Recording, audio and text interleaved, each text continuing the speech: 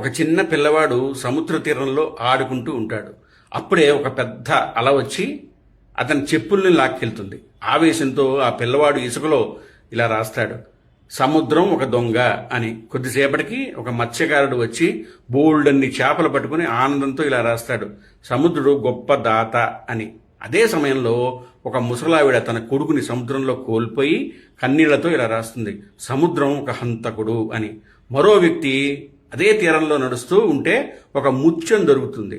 ఆ ముత్యం దొరికిందన్న సంతోషంతో సముద్రునికి దానగుణం ఎక్కువ అని. ఇలా ఒక్కో మనిషి తన అనుభవం ప్రకారం సముద్రాన్ని తీర్పు చెప్పుకుంటూ ఉంటారు. కానీ కొద్దిసేపటికి ఒక పెద్ద అల వచ్చి అక్కడ రాసిన ఆ మాటలన్నీ తుడిచేసి వెళ్ళిపోతుంది. దీని అర్థం ఏమిటి? సముద్రం ఏమీ మారలేదు, మారింది మనుషుల అభిప్రాయాలు మాత్రమే. ఎవరు నిన్ను పొగిడినా, ఎవరు నిన్ను తిట్టినా నీ విలువ మారదు.